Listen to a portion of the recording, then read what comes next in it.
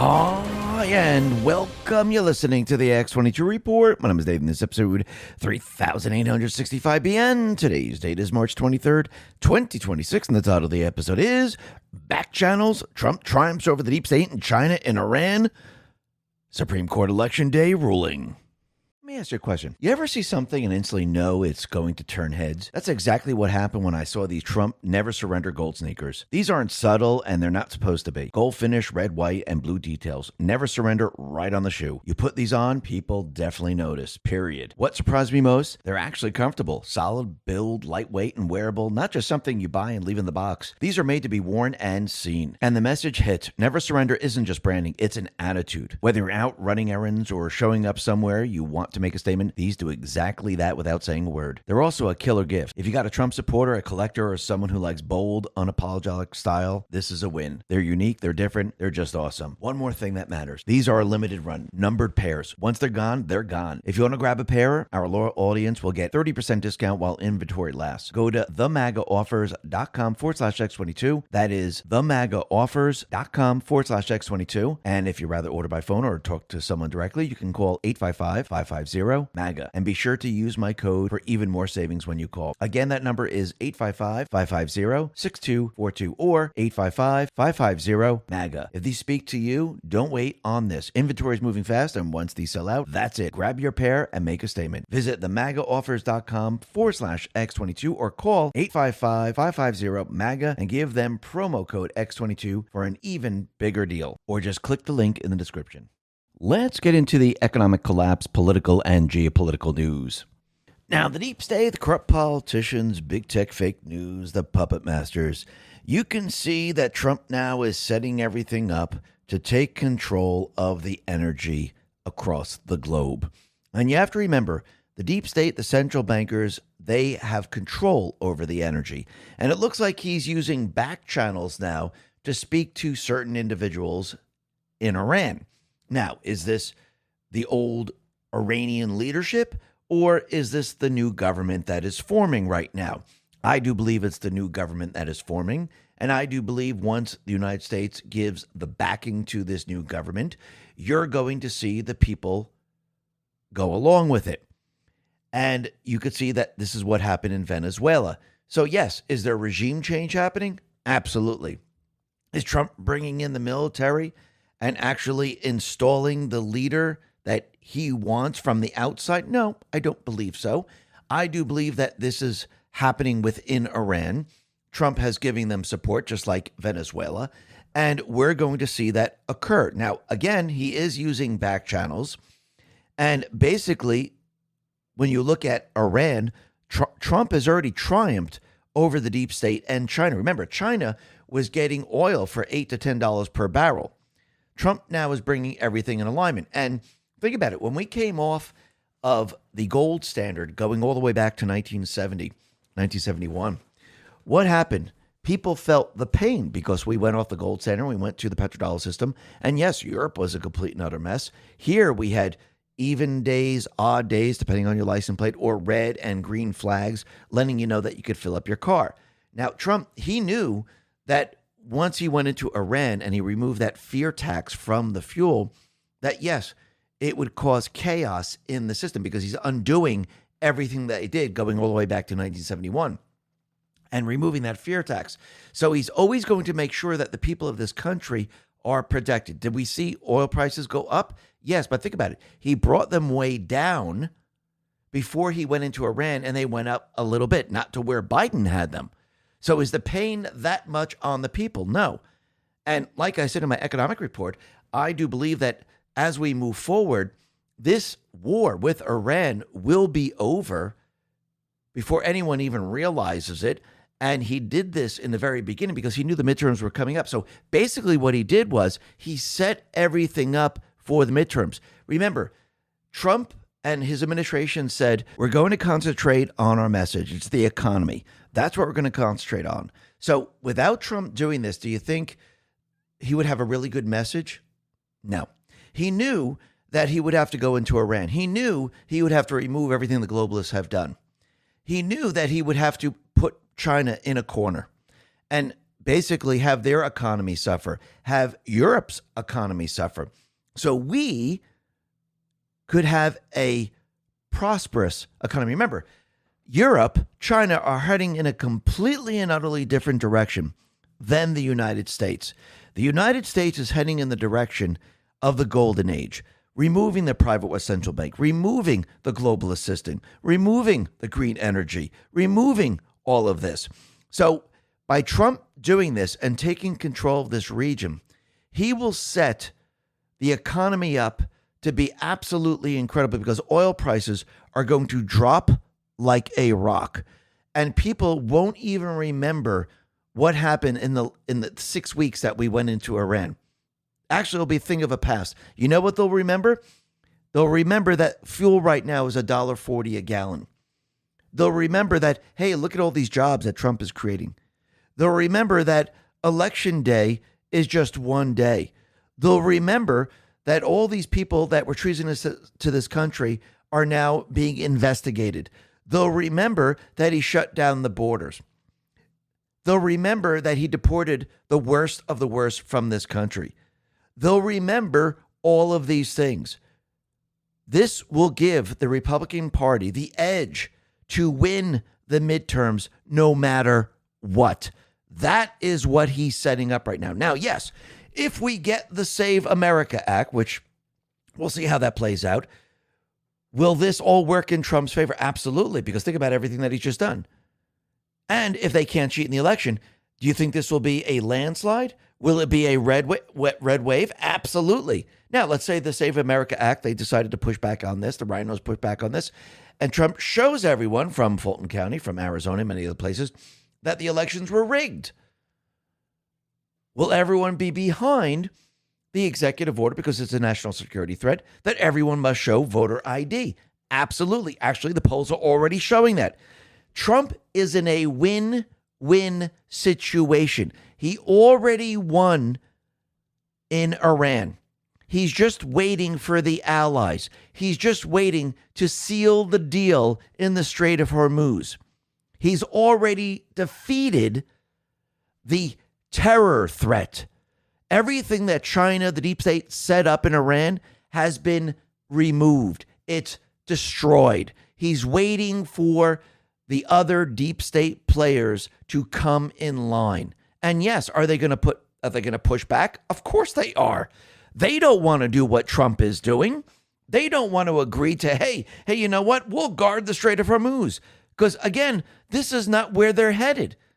Remember, they're headed towards the Green New Scam. They're headed to the Great Reset. They're headed on the path of the central bank. They're headed in bringing everything into China.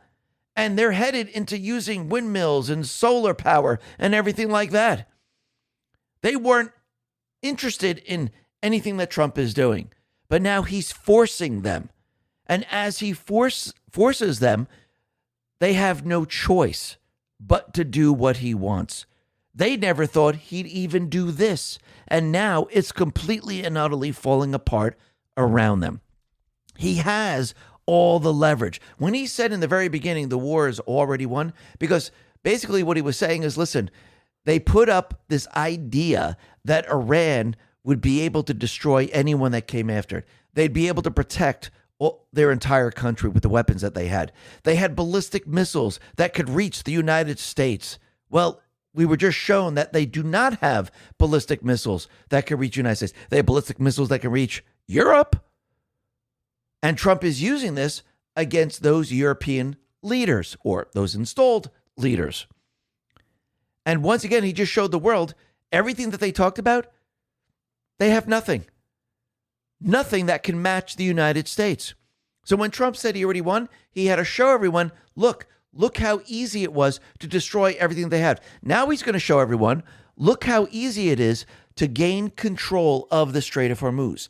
So yes, is there a ceasefire right now? Absolutely, for 5 days. Why for 5 days? Well, we do have a ship, the Tripoli, that is now sailing towards the Strait of Hormuz. It will take 3 to 5 days to get there. Is Trump using this time? Absolutely. Because once again, once the forces get there, will he be using these forces to maintain control of the Strait of Hormuz. Now, if you look at it, you could see Trump has been prepping for this. They've been hitting all the missile structures on the shorelines of the Strait of Hormuz. They've been removing the mines. They've been making it so once these forces come in, it's game over for the deep state, the central bankers. And once he says we now have control, we are now insuring the ships, which the United States is. And now there could be passage. What's going to happen? Trump is going to take control of this entire area. He's going to show the people, look, there is no problem here whatsoever. There is no more fear. We have complete and utter control. And what does this do to Iran? It destroys Iran. This is their moneymaker. This is their economy. This is what the deep state players used to convince everyone that they were in control. And now it's all going to fall apart. And I do believe that the people that he's speaking to is another government that has been forming in the background. He's not going to hand this over back to the Ayatollahs, back to the same regime. What would be the point of that? It wouldn't. Yes, in Venezuela, he got rid of Maduro. Maduro was the problem. But here you could see Iran has grown much, much larger than Venezuela. They have a lot of their regime members that are trying to maintain control compared to Venezuela. Venezuela was nothing without Maduro. You have to remember, they had Cuba and Iranian military guarding Maduro. See, Iran is a little bit different. So basically, I do believe he's working with other government structures because now things are starting to separate. And you're going to see that Trump is going to have complete and utter control, and Iran is going to be a completely different country. And look, Russia's already getting involved, and they're already saying, listen, let's negotiate all this. Because, again, I do believe Trump is working with Putin. He's working with Xi on some level. And it doesn't mean he's their best friends, but he's showing them that there's going to be a new world that is going to happen right now. And he is now creating this new world. And yes, Russia is completely and utterly on board because, again, they've always wanted to do business with the United States. And I do believe Trump is going to be making that possible. Plus, with the higher oil prices, this is now benefiting Russia, where they could pay off a lot of their debt and pay for a lot of the things that they need. Did Trump just hand this to them? Because you have to remember, Trump has also removed some sanctions on Russia. So was this planned from the very, very beginning to assist Russia for the next step? And that is working with the United States. Trump just showed them, look, I just gave you this. Now you need to give me something back. And you can see everything is about to change. We'll be talking a lot more about this a little bit later. And what's going on with ICE and what's going on with TSA and the airports, because I do believe Trump now is preparing for what is coming as we get closer and closer to the midterms. We'll be discussing that a little bit later. But first, look what's happening with the fake news right now. We know that their ratings are completely and utterly plummeting. They're pretty much destroyed. And every day that passes, they show us that, yes, we have major, major problems. Praying Medic put this out and said, CBS News Radio will be shutting down after nearly 100 years of broadcasting. The company cited challenging economic realities and a shift in radio programming strategies as reasons behind the decision. And we're starting to see a lot of these mainstream media networks where they're letting people go. They're basically downsizing because, again, when you don't have the ratings, you don't have the money coming in, everything starts to fall apart. What do you think is going to happen when they don't get the big pharma money anymore? Because you have to remember, all these networks, they're dependent on big pharma. All of a sudden, when that starts to dry up, you're going to see everything start to fall apart for these mainstream media outlets. And it's going to be a complete and utter disaster because people now, they're not getting their news from mainstream media. They're looking all over the place on social media now to find out the truth. And you can see it's the mainstream media, the fake news, they don't have the narrative anymore. They can't even keep a story going for like a minute now. So it's always completely and utterly falling apart on them. And it's going to get worse and worse as time goes on. And you could see that everything that the Biden/Obama administration have done, the deep state players, as they brought more and more illegals into this country, they have caused the people of this country great harm. They've killed, they raped, they maimed, and enough is enough. And this is why Trump was deporting all of these people, because he knew who they were. He knew what Biden/Obama brought into this country. And I do believe they were tracking them for a very long time. Dan Scavino put this out, and he's pointing to New York Post and says, Venezuelan illegal migrant accused of killing Loyola student Sheridan Gorman entered country under Biden. Dan Scavino says, heartbreaking and devastating. My thoughts and prayers are with the Gorman family from my hometown of Yorktown Heights, New York. It is beyond infuriating and upsetting. My heart goes out to my former teammate, Tom, along with his entire family and the entire Yorktown community. And Moakness says, Governor J.B. Pritzker posted this video of the Chicago lakeside to brag how safe it is. Sheridan Gorman was just killed there by a Venezuelan illegal immigrant, his state law protected. And again, you could see their entire narrative is completely and utterly falling apart. If you notice, the fake news, they don't even want to report on this. C3 put this out and said, Biden admin Chicago both released Jose Medina, who murdered innocent Sheridan Gorman. Legacy media doesn't care. AP News Story 0, PBS News Story 0, New York Times News Story 0, NPR News Story 0, CNN News Stories 0, Washington Post News Story 0, MSNBC News Story 0. Enemy of the people. And that is absolutely true. They are the enemy of the people. And once again, this is why the people want these individuals deported. This is why people are backing Trump. Remember, Trump wouldn't be able to do any of this unless he had, number one, the military and the people behind him. Because if you don't have the people, you can't push these agendas. You can't push any of it. Just like when he decides, eventually, when they give up on the Save America Act, or maybe it passes. If it passes, it's going to make it a lot easier for him. If the rhinos and the Ds continually push back and they don't pass the Save America Act, and Trump says, okay, listen, we tried it this way. I gave you the chance. We're going to have to use an executive order. It's a national security threat. We have the evidence now from Tulsi Gabbard from the investigation into Fulton and Arizona. And Tulsi Gabbard also has the machines from Puerto Rico. She's presenting evidence that there's foreign interference. There was cheating on the local level. This is a national security threat issue. And now we must have everyone show voter ID because we are now showing that illegals voted in an election on a mass scale. And this is what Tulsi has been tasked to do. This is what Cash has been tasked to do. And this is what Pambani has been tasked to do. Because this is going to back up everything that Trump is trying to do right now. Get voter ID. He's going to do it one way or another. And what's very interesting is that Laura Loomer came out with a story from sources saying that Tulsi Gabbard's political staff expect that she is about to resign following the resignation of her colleague, Joe Kent. Well, again, this is fake news. Trump has now confirmed that DNI, Tulsi Gabbard's job is safe, stating that she did a good job while speaking before the House Intelligence Committee. So once again, they're trying to convince everyone that Trump's administration is breaking up. It's fake anonymous sources. Joe Kent is the traitor as of right now with the leaking of the information. And he's leaked to many other people. And we could see that they're trying to make everyone believe that Trump's administration is in chaos. You have to remember how the art of war is fought. You don't fight it showing everyone that, look, this is what we're doing. You make it look chaotic. You make it look like, hey, we don't know what we're doing. You make it look like that, hey, the deep state players, they have the upper hand. And then you hit them, and you hit them hard. And this is exactly what Trump has been doing this entire time.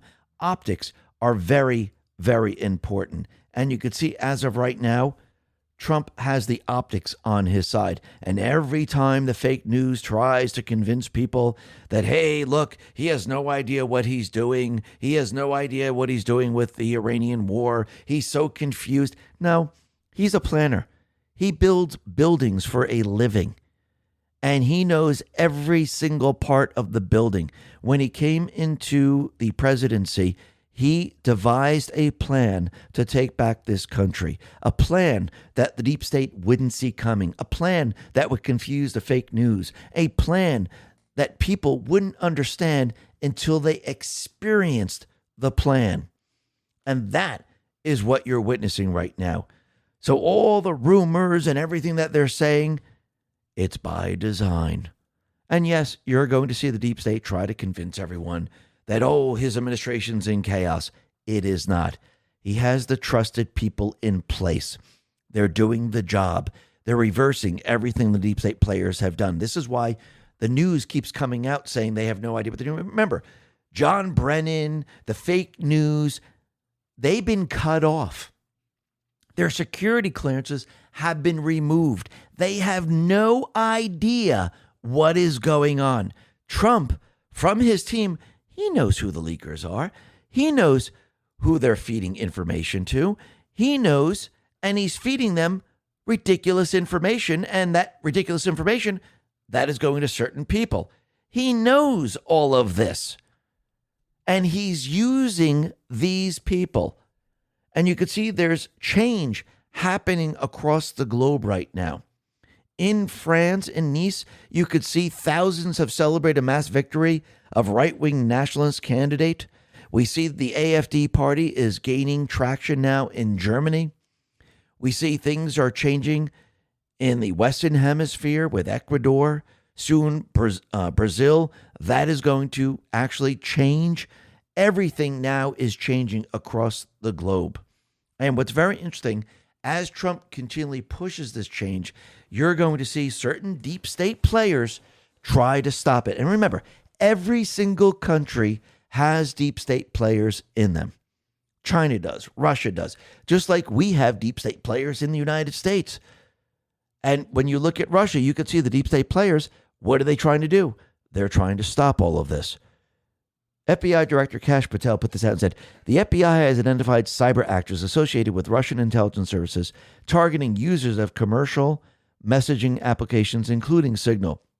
The campaign targets individuals of high intelligence value, including current and former U.S. government officials, military personnel, political figures, and journalists. Globally, this effort has resulted in unauthorized access to thousands of individual accounts. After gaining access, the actors can view messages and contact lists, send messages as the victim, and conduct additional phishing from a trusted identity. It's important for you to be aware and take action. The vulnerability is not within the application, but you as the end user. The FBI and CISA have released a joint PSA to help identify this activity and protect your accounts. So once again, I think we're going to see a lot more of this, especially coming probably from Iran, coming from China, coming from Russia, and maybe even from the allies in different countries. Because again, what are they trying to do? They're trying to stop Trump every step of the way. And this is why a Clinton judge has now ruled Hegseth's new Pentagon press policy is completely and utterly unconstitutional. Remember, Hegseth says you must sign this because, again, there are leakers and everything else, and then you can report on anything that's going on in the Pentagon.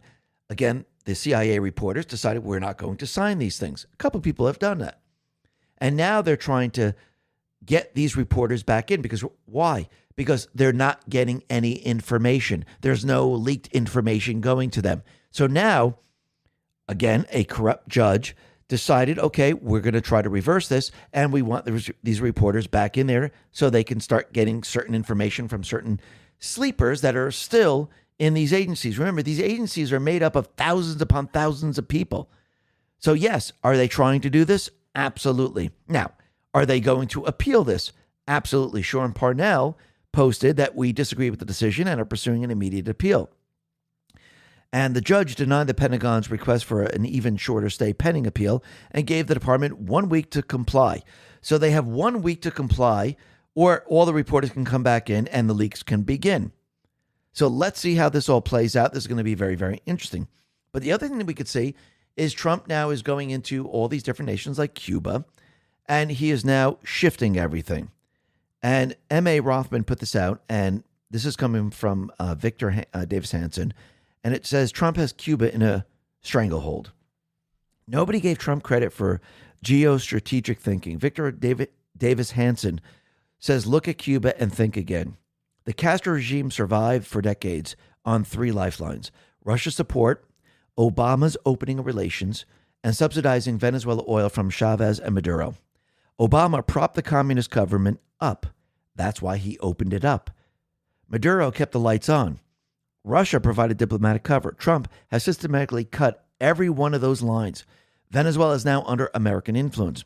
The hardcore Stalin is gone, replaced by a government that can't freelance. Russia is bogged down in the Ukraine and embargoed, in no position to ride to Havana's rescue. Iranian oil is cut off and Cuba's power grid has already collapsed. The result? Cuba is starving. Airlines grounded, cars parked. The surviving Castro is 95 years old and irrelevant. A technocrat is running the island on fumes. The regime's bet is that American tourists and investors will flood in, bring the money, fix the airports, dock the cruise ships, and leave the communists in charge. Hansen says Americans have a different plan. Come in, build it up, and insidiously undermine the government and turn it into a constitutional system.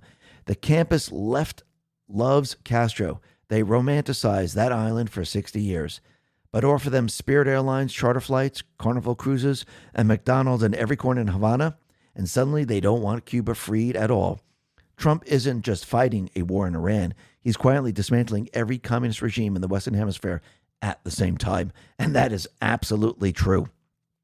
And this is going to be pretty darn easy. Yes, they're talking big. They're saying, oh, we're going to fight to the very end.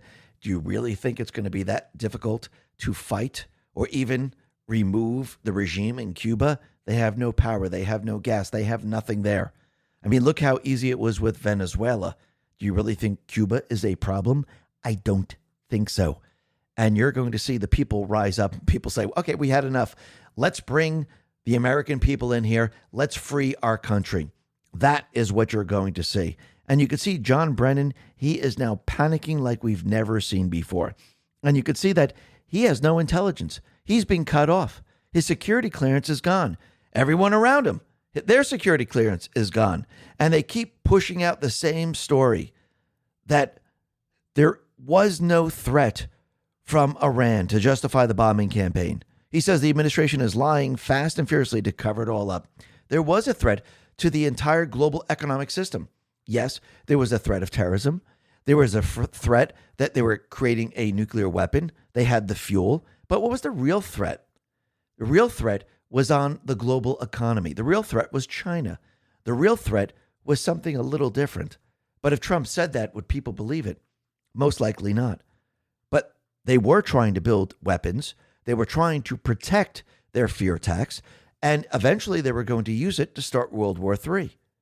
Rosie Memo says zero intelligence is exactly how much John Brennan is getting since his clearance was stripped. He has no credible information whatsoever. But you know what people realize, especially the people in Europe? They realize that the UK and other European nations, they're in trouble.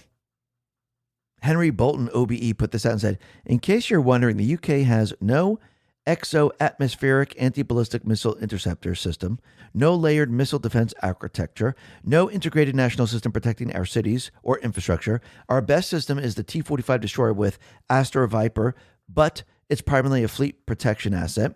The fact is that we in Europe depend heavily on U.S. detection, U.S. interceptor missiles and platforms, and U.S. command architecture. The harsh reality is that capabilities amongst European states, including the UK, are very limited and patchy indeed.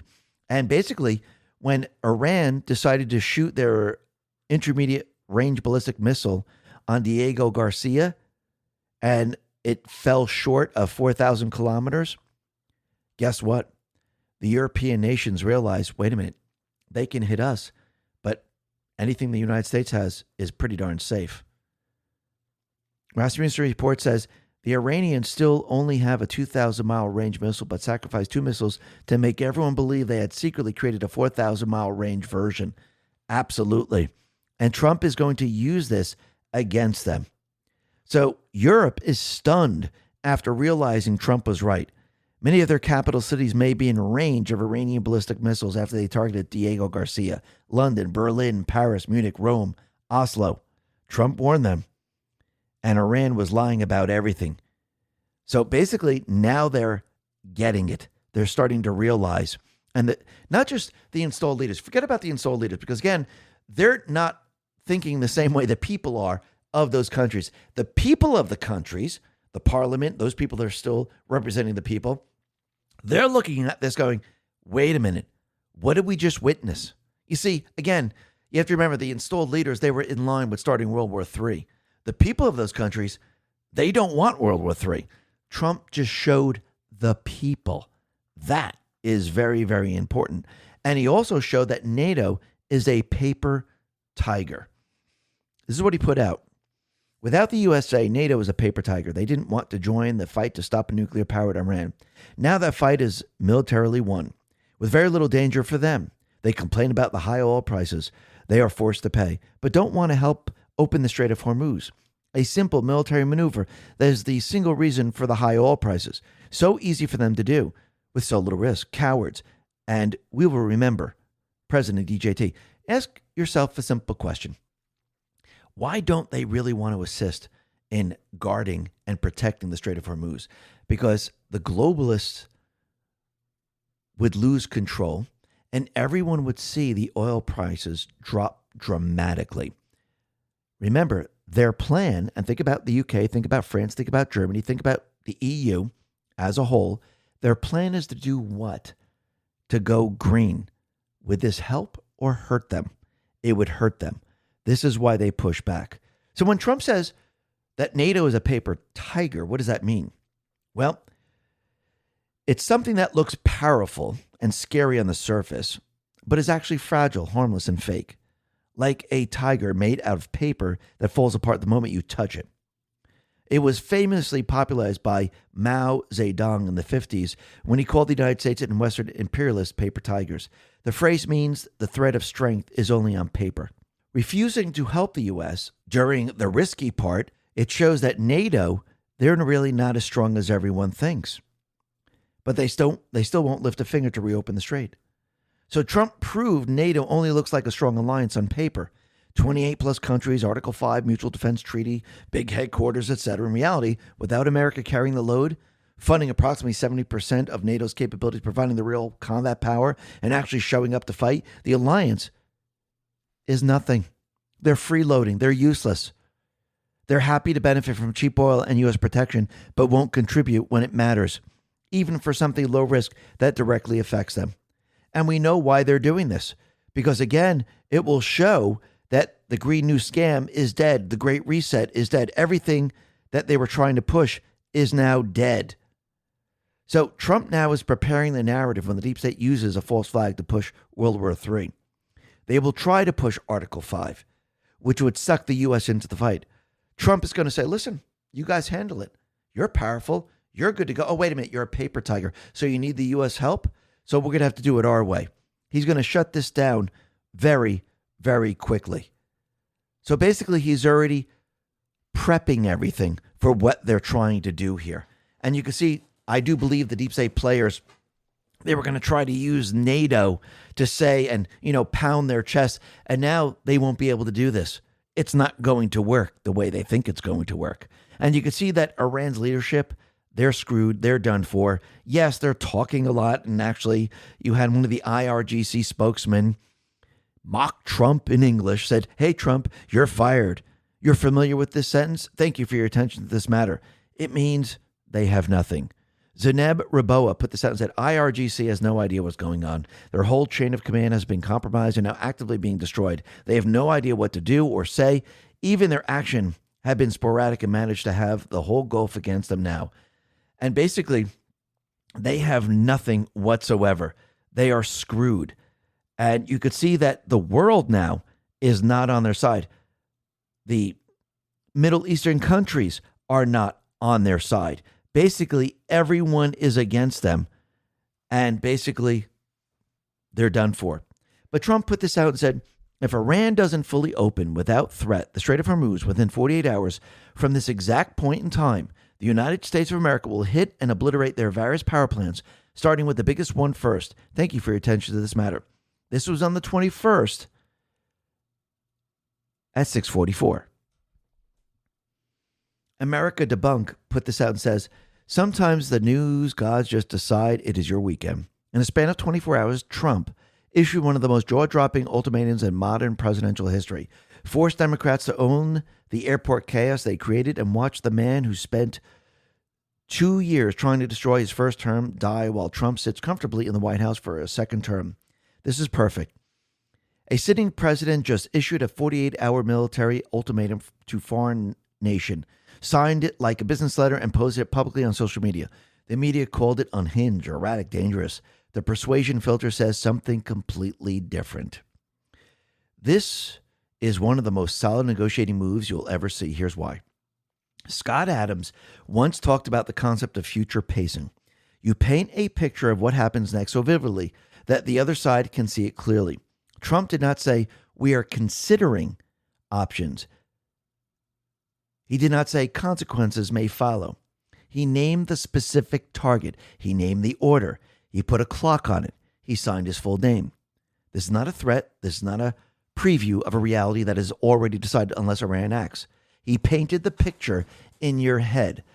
The thank you for your attention to this matter closing that Trump has been using for quite some time now is pure genius. It is the language of a business memo. It strips all emotion out of the ultimatum and makes it feel like transactional and inevitable. When you read it, you do not feel like you're reading a war threat. You feel like you're reading a final notes before the lights get shut off. That is exactly the psychological frame Trump wants Iran sitting in. This technique also works on the audience watching at home. Bold caps, short sentences, a deadline, a specific target. It reads as confident, not chaotic. The people already support Trump see strength and clarity. The people on the fence see someone who means exactly what he says. The only people who see unhinged are the people who have never going to be persuaded anyway. TDS sufferers. And remember the context. Trump already bombed Iran's nuclear facility in Operation Midnight Hammer. He has the receipts to back up this kind of talk. This is not an empty threat from a man who blinks. Iran knows that. The world knows that. And the persuasion works because the credibility is already established.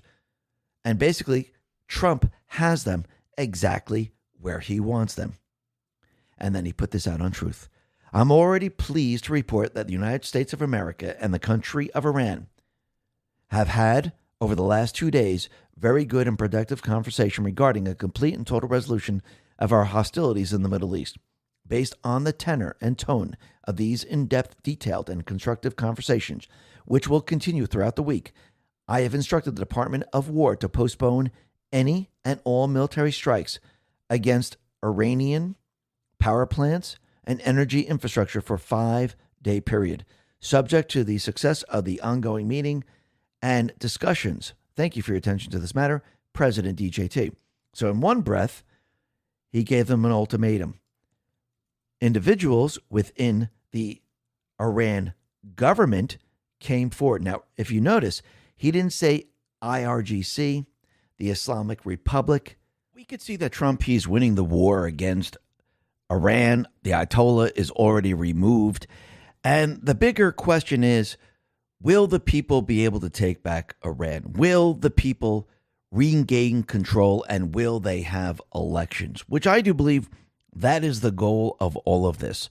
It's to give the power and return it to the people. And we could see that most likely this is going to happen because think about what Trump and the Patriots are doing right now. They are removing the entire structure of the Iranian regime, and they're making it possible for the people to take over and maintain control without removing the Iranian Guard, the Ayatollah, without removing their weapons, without removing their power.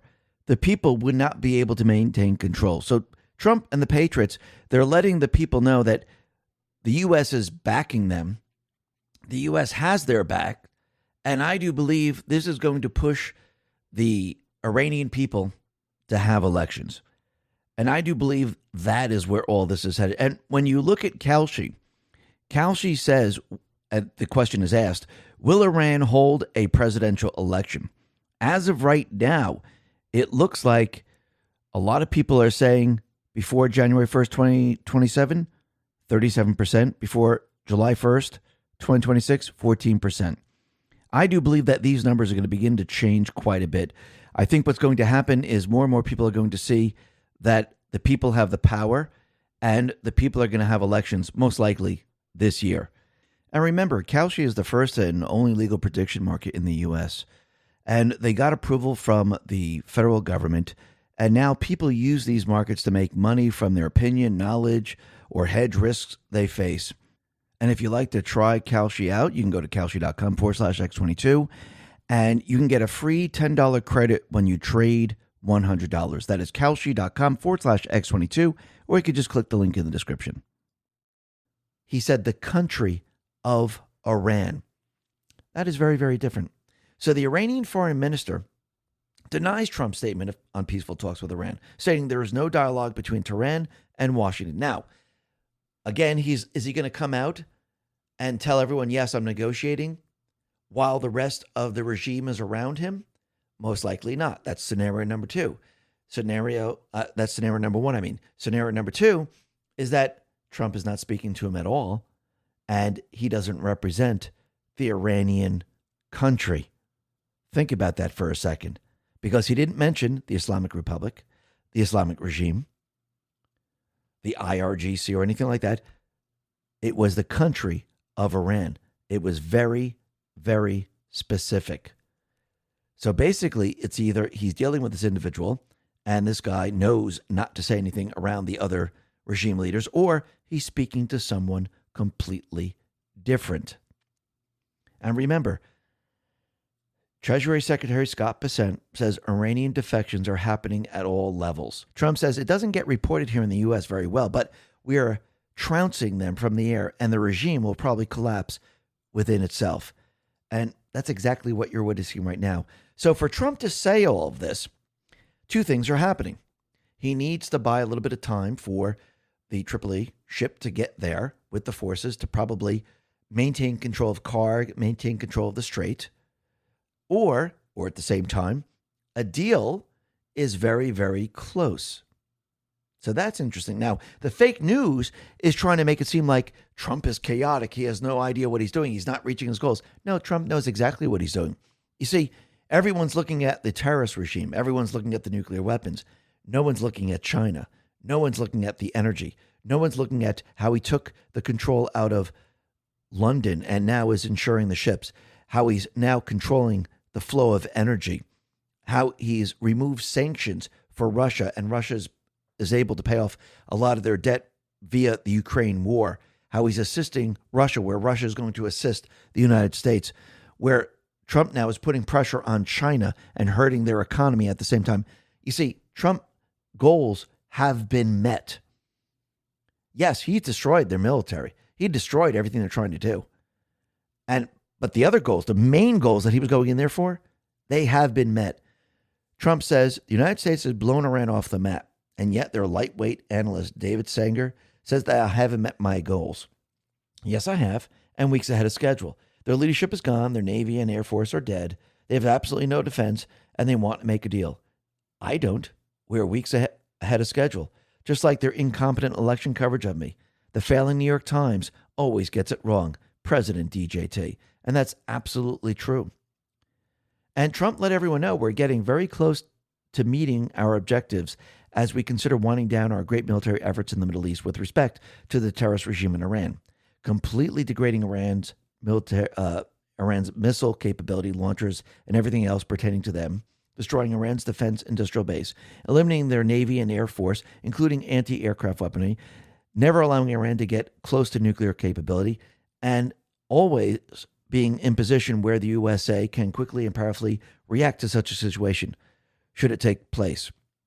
Protecting at the highest level our Middle Eastern allies, including Israel, Saudi Arabia, Qatar, and United Arab Emirates, Bahrain, Kuwait, and others. The Hormuz Strait will have to be guarded and policed as necessary by other nations who use it. The United States does not. If asked, we will help these countries in their Hormuz efforts, but it shouldn't be necessary once Iran's threat is eradicated. Importantly, it will be an easy military operation for them. Thank you for your attention to this matter, President DJT. Now think about it. He has now removed the fear. You see, the goal has been met. Is there now fear from Iran? With their missiles, with nuclear? Nothing. The fear is gone. He met the goals. That was the whole point of this. Because again, he needed to shut it all down. Now, the deep state, the central bankers, the fake news, the installed leaders, they can't say, well, gas prices have to stay up. Insurance has to be very high because of the fear in this region. The fear is gone. he took care of it. Trump says Israel will be very happy with an Iran ceasefire, adding that Iran called Trump for a deal. They called, I didn't call, they called, because now they are desperate. And basically, Trump used back-channel negotiations, and he spoke to individuals within the Iranian government, maybe the new government that is being formed right now. So basically, you could see that Trump now has control over the situation.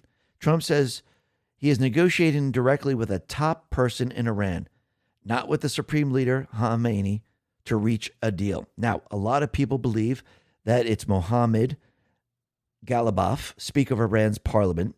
He's already said there is no talks, there's nothing going on. Now, he might be saying this because, again, around him, he would be under threat from the other regime leaders. And on the world stage, I don't know if he would like to say this at this point in time, or Trump is speaking to someone else completely that actually represents the country of Iran. And it looks like Russia has now joined into the discussions right now. And you could see that Iranian foreign minister has now reached out to Sergei Lavrov, and they are now speaking. So this is very, very interesting how this is all playing out right now. So let's see how this all plays out. But you have to remember, if you go back to July 2024 and you look at Ghalibaf, he actually met with Putin on the sidelines of the BRICS Parliamentary Forum in St. Petersburg. So I wonder if Putin has a little bit of sway on the parliament speaker, and maybe this person is working with Trump. We'll have to see how this all plays out. This is going to be very, very interesting. But when you look at Iran, it could be that the one entity now is now split up, and there's other leaders that are now coming out saying, we represent the country of Iran. Let's see how this goes. But the reporters were asking Trump certain questions, and Trump announced that there's going to be joint control of the Strait of Hormuz with Iran after regime change. Trump says it would be jointly controlled. The reporter says, by whom? Trump said, maybe me and the Ayatollah, whoever the Ayatollah is. There's also be a very serious form of regime change. Now, in all fairness, everybody's been killed from the regime, he says. They're really starting off. There's automatically a regime change. But we're dealing with some people that I find to be very reasonable, very solid. The people within know who they are. They're very respected. And maybe one of them will be exactly what we're looking for. Look at Venezuela, he says. How well is that working out? So that is very, very interesting. So he's speaking to someone who's very respected that might work with the United States. So it looks like that is all said and done. The regime, the old regime, is pretty much wiped out. They're gone. Most of them are dead. They're basically hanging on by a thread. Most of them are probably defecting and leaving and running now, wiring their money out of the country. Everything's about to change. So right now we're in a pause, and it looks like it's going to take a few days for the USS Tripoli, an American-class amphibious assault ship carrying about 2,200 Marines. It's moving towards the Middle East. It would take about 3 to 5 days for the ship to arrive around the Strait of Hormuz. And basically, I do believe Trump is going to use this to basically take control of the Strait of Hormuz. Is this going to be a huge invasion?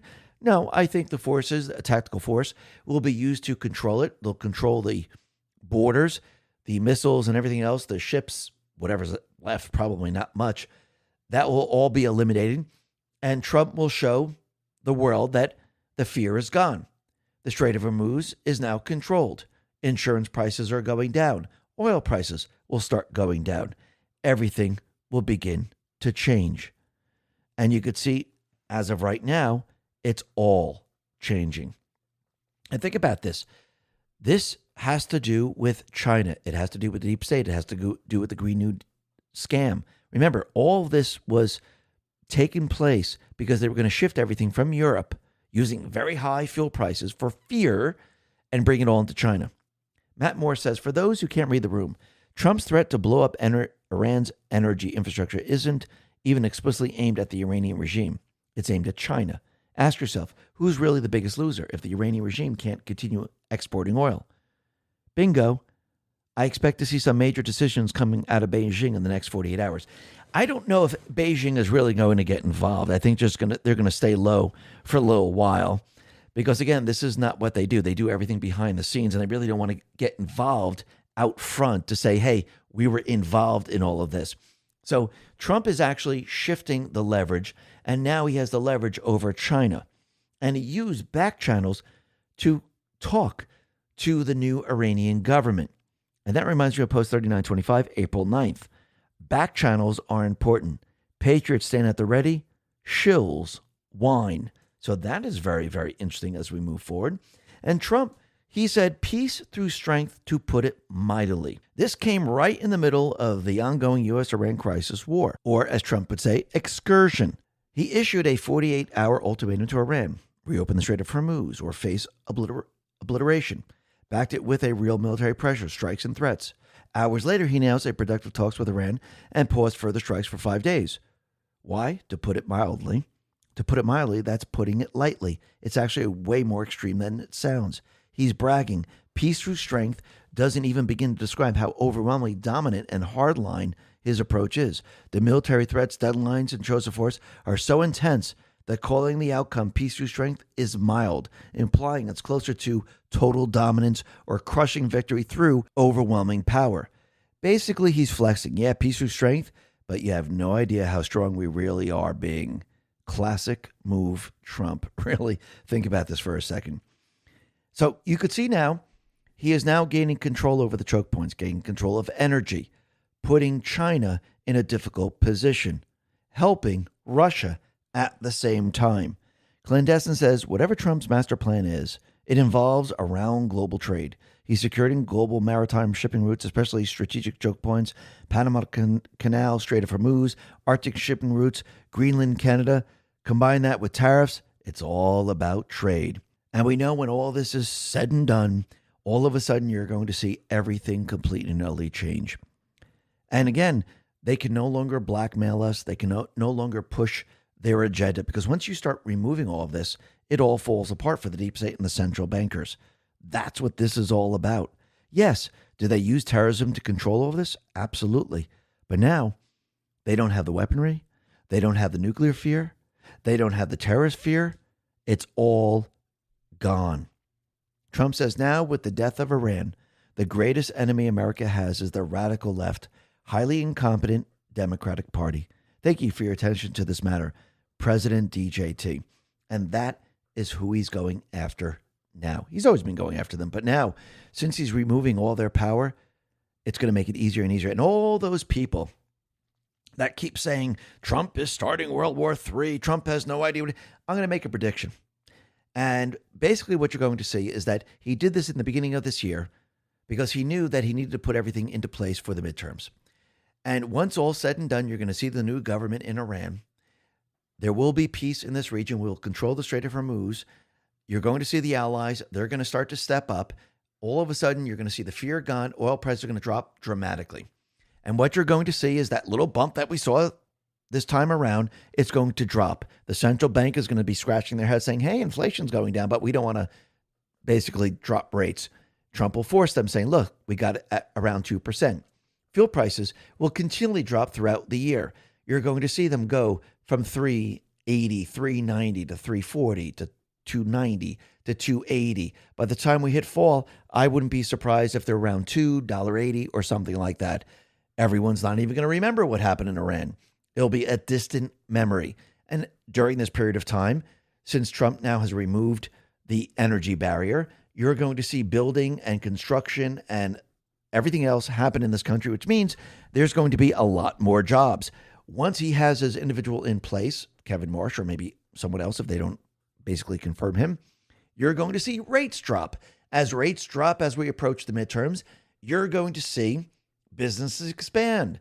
People have credit card debt going, holy crap, this is a lot better for me. Oil prices are much lower. My buying power is coming back. And if Trump makes the move, which I think he's going to make, and he removes the income tax for certain brackets, all of a sudden those people are going to find incredible relief and their buying power is going to come back. And people are going to say, holy crap, this is incredible.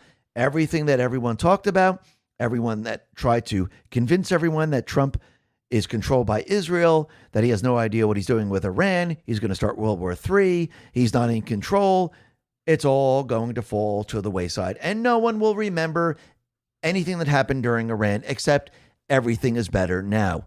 He's going to set it up for the midterms. Remember, everything is about the economy. That is the platform they're going on. So if you're going to go on this platform, you better make the economy damn good. And that is exactly what he's doing. So think about what happened. We had Joe Kent. He was exposed, and it looks like he was feeding information to certain people. Are these people contracted, or are they being paid by certain entities? Maybe, maybe not. But Kaneko the Great put this out and said, somebody in government leaked Candace Owen a Thomas Crooks dossier in September.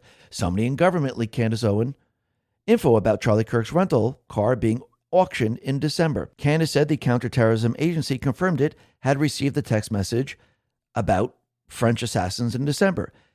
Mitch Snow claimed Joe Kent, the director of the National Counterterrorism Center, vetted him for Candace Fort Huachuca show in December. Joe Kent was fueling Candace's show ever since Charlie died to run a disinformation campaign against the Trump administration. If the goal was to shift public anger over Charlie's murder away from Tyler Robinson and the left to Israel, Bridget Macron, French legionnaires, Egyptian planes, TPUSA, Charlie's widow, his friend, the U.S. military, and the Trump administration, then Candace, along with whoever is supplying her information, did a great job, because that was the whole point of this. So basically, it looks like Joe Kent was feeding Candace, and most likely Tucker, information. And I wouldn't be surprised if Trump and team kind of set them up, because if you notice, nothing panned out. Every single piece of information turned out to be fake, phony, and false. Melissa Chen says the following. If you haven't been noticing this about Tucker Carlson, then you should by now. This is a mass slip moment. What he's touting here is multipolarity, which is nothing more than a political correct way to say American decline. The Chinese Communist Party has been chanting the exact same tune for years, a peaceful rise, a multipolar world order, a shared power with America.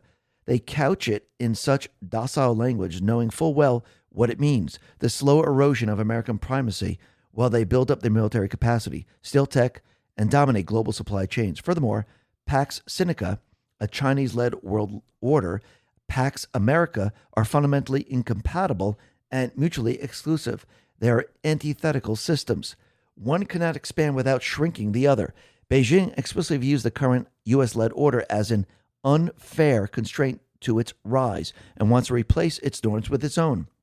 Indeed, it has violated many of these terms that define the post-World War II order, and the U.S., until Trump came along, did nothing in response to these violations. These include trade violations, territorial claims in the South China Sea, sketchy dual-use operations, tech, etc. Multipolarity, or sharing power, is not a peaceful compromise. It's the transition phase between one Pax and the next. The CCP has never hidden that it wants a China-led order. The United States, until recently, never hid that it intends to preserve the one it built. These two pieces cannot coexist any more than Pax Britannica or Pax Germania could have co-ruled Europe in 1914. That's why multipolarity is just Western declinism with better branding. America First isn't about imperialism. It's about refusing to live under rules and norms written in Beijing. Tucker has shown he's not America First. And I think this is what Trump is pointing out. And when you look at the media, I think this tells a very good story. Melissa Chin says the fawning from mainstream media is all very recent and is because his functional worldview is indistinguishable from the progressive squads. And when you look, the Times, will Tucker Carlson run for president? PBS, Joe Kent's resignation over Iran war reignites anti-Semitism fears and debate over Israeli influence.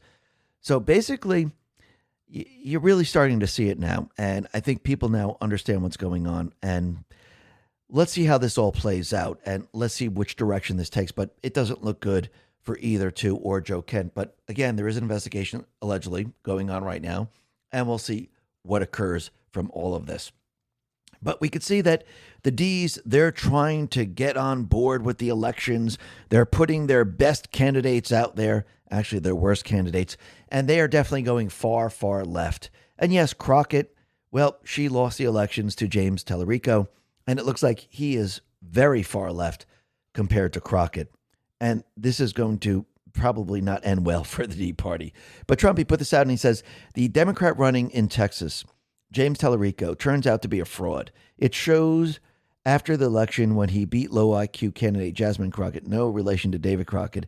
He's got 6 genders, insults to Jesus, only vegan food, was wearing a mask in 2023 and 2024, and is a weak, ineffective guy who we allowed to win prior to the releasing the avalanche of information we had on him, because as bad as Crockett was as candidate, this guy is worse. I believe that any human being running against him, sick, incompetent, close to death, or even a child, would win. He may be the worst candidate I have ever seen, other than, of course, Gavin Newsom, who admitted that he suffers from mental incapacity, is unable to read a speech, and is dumb, but in saying the dumb comment, referring to his audience, and therefore became, in the eyes of African Americans, a total racist, which is probably true. Gavin admits that he's a low IQ individual, which typically is not good for winning the presidency. His interview may have been the worst ever given by a professional politician. I believe it takes him out of the race. Kamal's back, President DJT. And once again, you could see this individual that they put in is going to work in favor of the Republicans, because as they keep putting in their far left candidates, it's better, and it gets better and better for the Republicans. And soon you could see it's going to all completely and utterly fall apart for them. And it looks like it already is.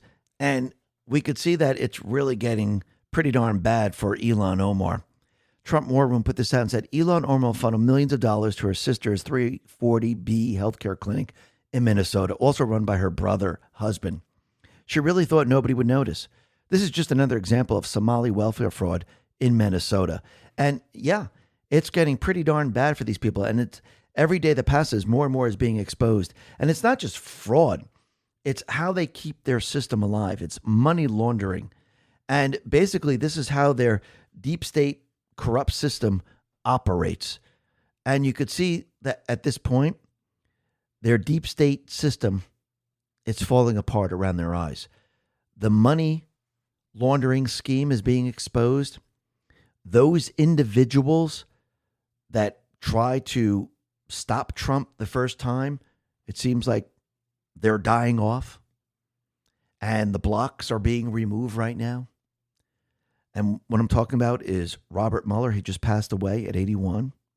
But Barack Obama decided to put this out and says, Bob Mueller was one of the finest directors in the history of the FBI, transforming the Bureau after 9/11 and saving countless lives.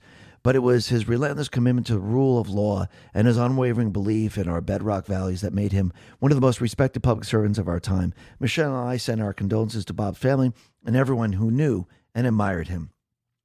So basically, Tom Fitton says, Barack Obama praises his co-conspirator, and that's absolutely true. So that's very interesting, what Obama said, because he knows what Mueller really is.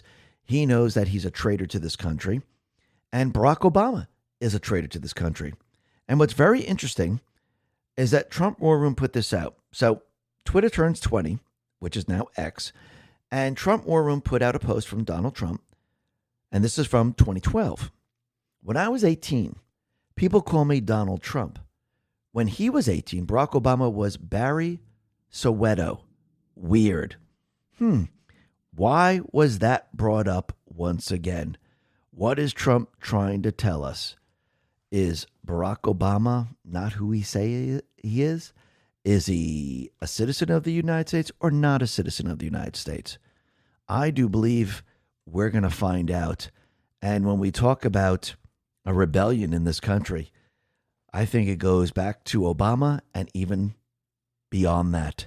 Probably goes all the way back to the formation of the central bank. But let's just go to 1971. But since we're talking about Robert Mueller, Stormers or I put this out. Did you know that Robert Mueller was sworn in as director of the FBI on September 4, 2001? Exactly 1 week before they blamed 911 on a group of ragtag jihadists from the Middle East. Coincidence? I think not. So when Trump tells everyone that the world is a better place now that Mueller is dead, you should appreciate his honesty. Mike Ben says Bob Mueller ran the cover-up for the CIA during the BCCI scandal. BCCI was the CIA money laundering bank where Osama bin Laden held multiple accounts. Then from 1998 to 2001, Mueller ran the NorCal DOJ while 4 911 hijackers were active there. Then, 1 week before 911, he became the FBI head. What does that tell you? I think that tells you everything you need to know right there. So when you look at this, you need to start to pay attention to the people in D.C., specifically Republicans who claim Robert Mueller was an honorable figure. As soon as you hear that, you know that is a corrupt individual speaking. That's going to tell you everything you need to know. And what's very interesting, and 40 Head put this out, is that Mueller dies 7 years to the day after his case against Trump was dropped. Now look at tomorrow's 7-year delta, all about Mueller being a blockade to Trump's agenda in his first term. Now, Mueller is dead, and tomorrow's delta, talking about Mueller, says blockade removed. Isn't that interesting? So let's see how this all plays out moving forward. This is going to be very, very interesting. Now, the other thing that's interesting is Trump now is bringing attention to Nancy Pelosi, how she admitted that she was responsible for not calling the National Guard on January 6th, 5 years ago today. Would be a shame if this went viral, and it should go viral. Just like it's going viral that, hey, a grand jury now has subpoenaed James Comey. Paul Sperry put this out and said, a Miami grand jury subpoena of James Comey in grand conspiracy investigation signals case is far along as prosecutors bring in key targets. Peter Strzok, Lisa Page, and Andrew McCabe were subpoenaed before Comey and developing. And yes, what you are witnessing right now is that James Comey now, he is being investigated. I hear he has lots of lawyers now on his side. He's hired a lot of lawyers because, again, basically this is a grand conspiracy case. And you know what's going to happen? We're approaching spring. When do birds sing? Joe Lane says James Comey is going to go down hard. The great thing about grand conspiracy case is that the lesser players easily flip because the charges are so serious. Q-Drop 2157, Panic in D.C., James Baker testifying against Comey. Q-Drop 2159, Panic in D.C., Bruce Orr, in effort to save Nellie Orr, testifying against Rosenstein, Yates, Lynch, and Comey. And don't forget this important point. There's a reason why Loretta Lynch has completely fallen off the radar. She flipped early on in Trump's first term. Q-Drop 2261, Panic in D.C., Loretta Lynch talking equals truth revealed, Tarmac, Bill Clinton. Loretta Lynch talking equals truth revealed, Comey, HRC email case. Loretta Lynch talking equals truth revealed, Hussein instructions, HRC email case. Loretta Lynch talking equals truth revealed, Brennan, no name, coordinate to frame POTUS. FISA equals start. Pfizer brings down the House. When do birds sing? So many birds are singing. Anybody notice that Huma no longer hangs out with Hillary at all since Trump's first term? Huma has been at Hillary's right hand since Bill Clinton was president. She's been through all the crimes and cover-ups. She's been Hillary's handler. Two things changed their relationship. Prince Alawid was arrested in Saudi Arabia back in 2017, and Huma found out she had a sealed indictment with her name on it. Huma was given a choice. This is very, very interesting. So everything is now falling apart, and it has begun. And it's going to get worse and worse for the deep state players. And this is why they're trying to push back on the Save America Act. This is why they're using the shutdown of the government to push pressure on Trump and the Republicans. This is why they're making the American people suffer. They're punishing the American people because you're no longer going along with their narrative. They're punishing the American people, even the D's, because you're awake now. Stormers Arai put this out and said, it's unbelievable how comfortable these scumbags are lying to the American people. Lying election denier Chuck Schumer just went on MSNBC and claimed that the Save America Act is some grand scheme by Trump, Elon Musk, and Doge to steal upcoming election. Here's what they do. They demand every state send DHS. This has nothing to do with voting. Homeland Security send them their voter rolls. They have an algorithm set up by Musk and Doge that says who knocked off the rolls. Okay, over 20 million people will be knocked off the rolls, and these are 99.9% American citizens. They say it's to prevent illegal immigrants from voting. Untrue. The squirming, the blatant lies, the projection, the deception, the inner panic. Chuck knows that once those voter rolls are cleaned up, and one of the most effective methods to cheat will be removed, these are evil, evil people who are pretending to be good guys, but most people see through it. Basically, what he's saying is the illegals will not be able to vote. The American citizens will be able to vote. And if this occurs, people are going to see the truth.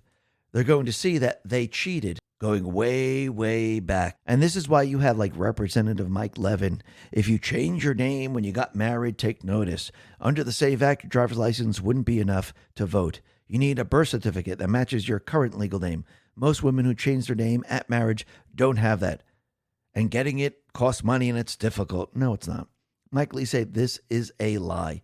And it's a complete and utter lie. And basically, they're just continually telling lies. Heritage Action put this out and says, fact. Married women will not be prevented from voting under the Save America Act. There are many documents that can be used to prove citizenship, and states will be required to establish a process to vote for citizens who are missing these documents. Again, you can use your real ID. You can use a passport. It's easy to get your birth certificate, your marriage license.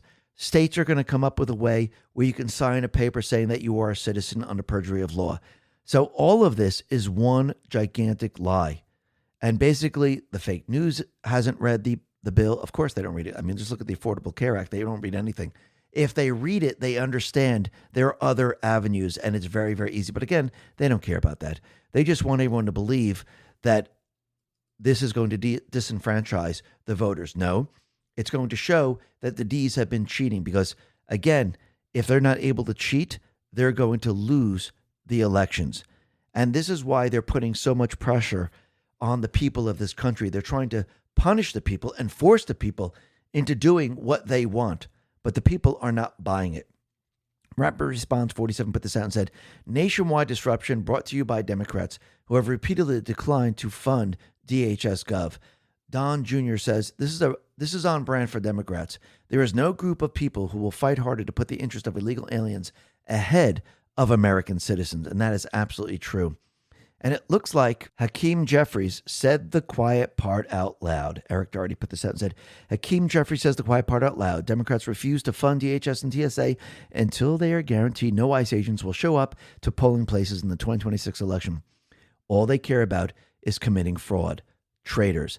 So this is really what they want to know. Is ICE going to be there? Because if they're not going to be there, we can send the illegals in. If ICE is going to be there, we have to change up tactics. Johnny Maga put this out and said, Dana Bash asked a question to Tom Homan. Are ICE agents even remotely trained to handle security at airports? Homan said, ICE agents are highly trained and are already at many airports. They can handle guarding exits so TSA officers can get back to the X-ray machines. He's so good. He pretty much just shot her down completely.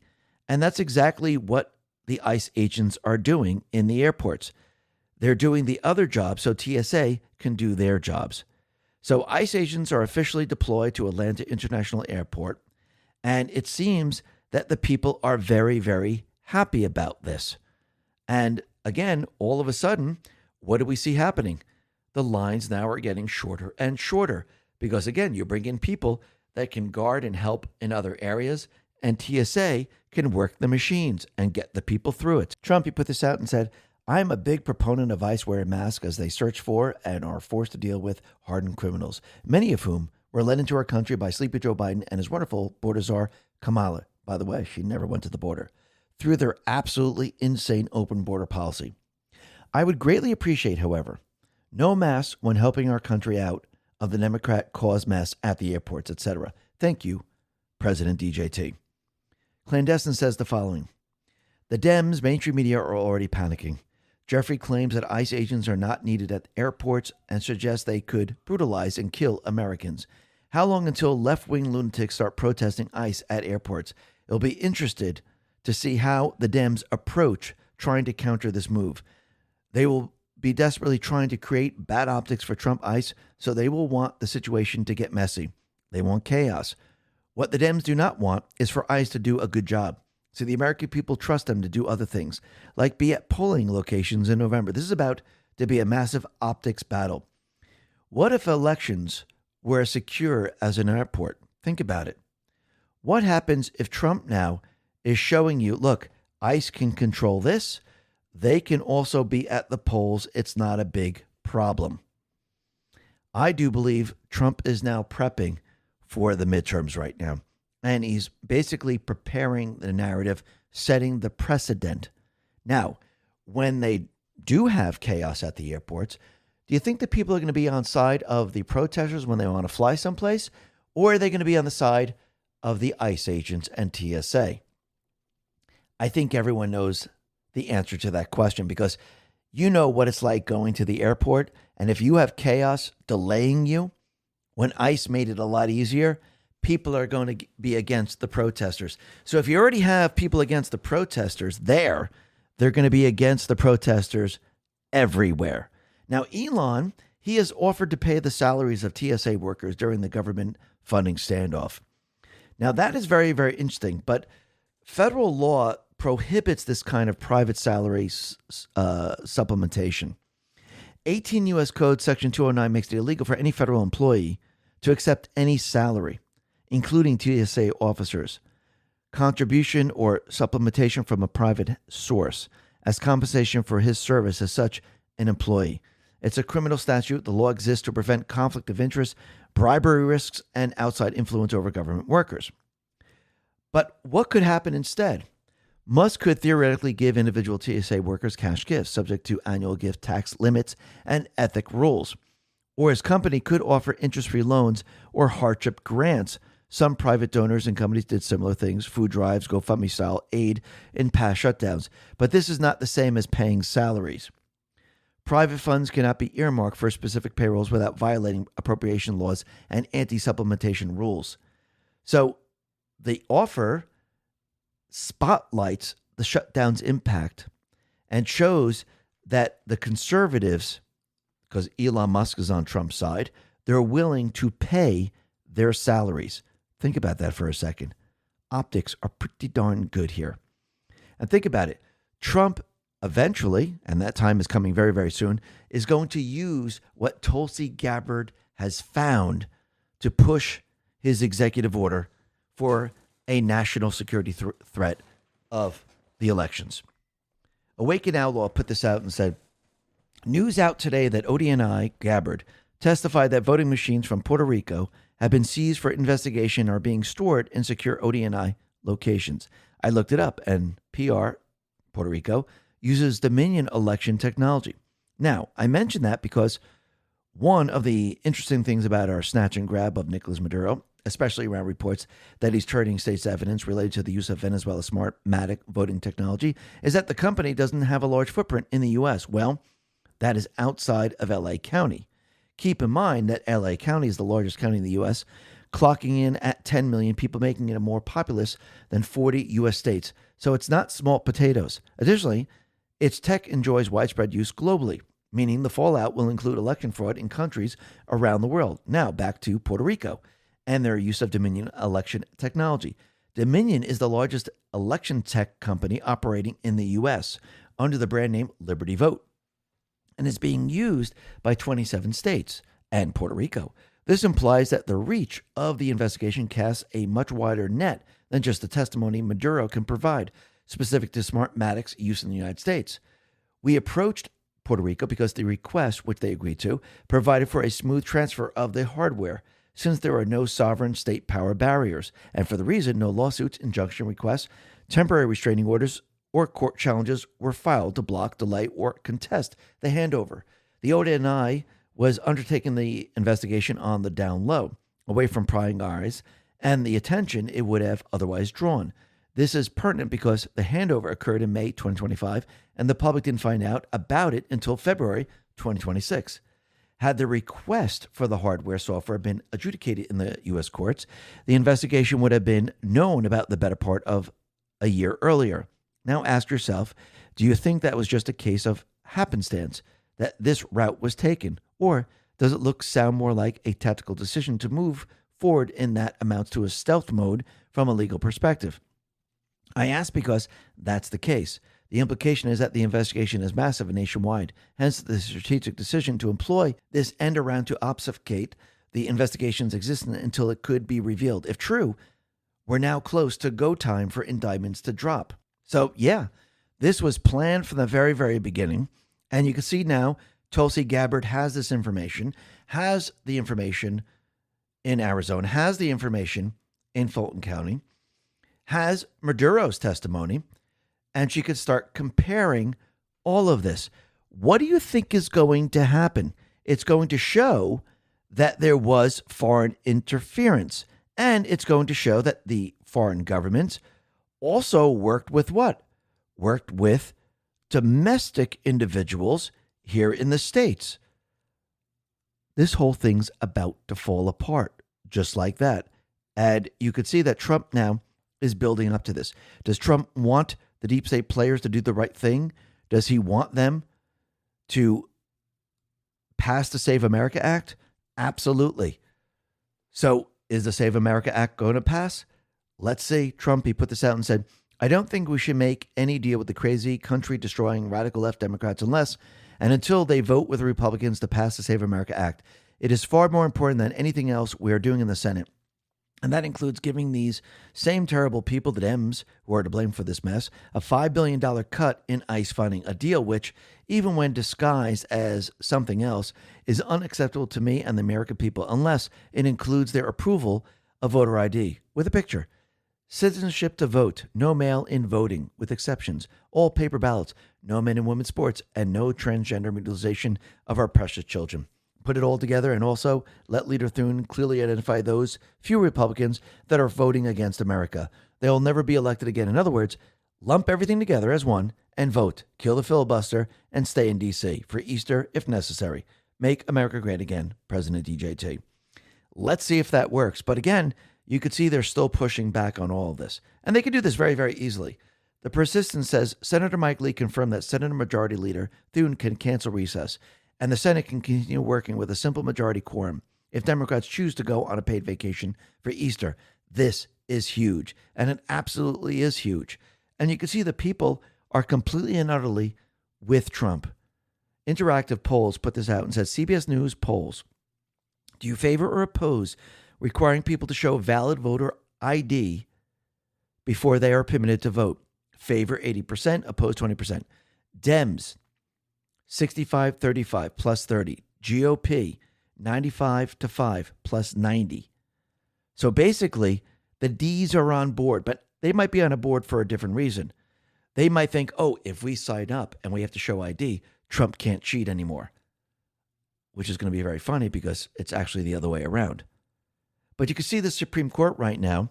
It looks like they're poised to strike down allowing mail-in ballots to be received days or weeks after Election Day. Assistant AG Harmeet Dillon nails it. She says, we argued in our brief that because Congress has these laws that refer to an election day should mean election day, meaning that the last day by which ballots can be received by the state and processed. And so here, Mississippi allows it for 5 days. Some states allow it for 10 days, up to 21 days. 8 states don't even require a postmark on the mail ballots. I think that's actually going to be a positive development for voter confidence in the outcome of our election, regardless of your party, because we're going to know that finally means final. And there aren't some shenanigans with a bunch of people, your neighbor or whoever, delivering a dump of ballots into the mail after Election Day. We need this for the Republic. One election day. And it looks like the Supreme Court is leaning in that direction, which means that this is going to screw up everything the deep state players are going to try to do because they won't be able to use mail-in. So all they'll have left, and it looks like Trump now has done all this to box them in, doesn't it? Because now this is why they're asking this question. Is ICE going to be at the polling centers? So their only choice is to send their illegals to the polling centers. Because if election day is election day, they can't make up the difference with the mail in ballots. And if the Save America Act is not passed, they will send the illegals. If it is passed, they will delay the elections. If Trump uses executive order and says it's a national security threat, they will try to delay the elections by sending their people, the illegals, Antifa, and the rest, to the voting centers. So Trump has trapped them into doing this no matter what. That's the whole point of this. And when you look at this, you could see that Trump now has shifted everything. He has trapped the deep state players. And you could see that everything that he is doing is for the economy, because that's the platform they're running on. So when you look at this, what has Trump done? Well, Trump posted that Iran talks were productive. Market surged $2 trillion in 6 minutes. Iran denied it. Market gave back $1 trillion. He's holding the markets in the palm of his hand. He's not afraid to move them. Think about what that actually means. The last 2 midterms were bear market years. The last 2 elections, the incumbents lost. Trump knows this. He's not stupid. There's a real chance he's suppressing growth right now, so that going into the midterms, there's a massive rally from the second quarter through the fourth. Tariffs, war, uncertainty, all of it creating the floor. Now look at what's coming. New Fed chair in May, likely slashing rates 1% to 2% immediately. That alone unleashes a flood of liquidity into every market on earth. Follow that with an Iran deal. Strait of Hormuz reopens. Oil crashes back to the 70s. Even further than that. Gas drops, inflation cools. Consumer confidence explodes. Tariff deals start closing. China comes to the table because their economy is getting strangled. Trade flows resumes. All of it's timed perfectly for the second half of 2026. The greatest bull run of our lives isn't starting next year. It's being engineered right now. And it's for the midterms. This is why he has done this. And you can see that everything is working out exactly as he planned. And it's going to get better and better as time goes on. Now, the other thing that's very interesting is Trump has now installed the Christopher Columbus statue on the White House grounds. And basically, he ended up putting it outside the EEOB building. And you could see it sitting there. Now, remember, this statue was destroyed during the BLM riots, and Trump now has replaced it. So that is actually a really good thing. But I think Stacey is right, pretty much sums up everything that we're witnessing right now. She says, I used to view Donald Trump simply as a solid, effective president, someone who delivered a result on the economy, border, and foreign policy without all the usual political polish. But over time, I've come to see something much bigger. The entire American political system has been rotten and corrupt for decades. It's not just isolated scandals or bad actors. It's a deeply entrenched network of career politicians, unelected bureaucrats, lobbyists, intelligence agencies, and media gatekeepers who operate as a self-protecting uniparty or swamp. They prioritize their own power, insider deals, endless wars, and special interests over the actual needs of the everyday Americans. Elections often feel like theater, with the same outcomes no matter who wins. More debt, more control, more erosion of freedoms. What sets Trump apart is that he's the only major figure in modern politics who truly has taken on that machine head on and actually shaken it. Previous leaders talked tough about reform, but ultimately played along with the system, got rich from it, or were too tied into it to challenge it meaningfully. Trump, as a DC outsider who didn't need their approval or their money, has exposed their corruption, fought back against weaponized institutions, and forced the hidden power structure into the open, even when it meant relentless attacks, impeachments, indictments, and lawfare aimed directly at him and his children. He's far from perfect, and the battle is far from over. But the first time in my lifetime, someone has generally threatened the status quo and refused to back down. That's why the pushback against him has been so ferocious. He represents the real possibility of dismantling the corrupt system rather than just managing it. To me, supporting him now isn't just about one good presidency. It's about finally having a fighter who's willing to take on the whole rigged game for the sake of the country. God help us if he fails. And that is absolutely true. He's taken on the entire system. He's dismantling it step by step. Yes, there's going to be chaos. Yes, it's going to get scary. Yes, he's going against everything. And he's removing it. And basically, you could see that he has all the leverage. It doesn't mean they're not going to fight back. They will. And it's going to look scary. It's going to look chaotic. But in the end, Just remember who's in control. The Patriots are. Listen, everyone, thanks a lot for listening. Be well, be safe, and especially be prepared. Thanks a lot.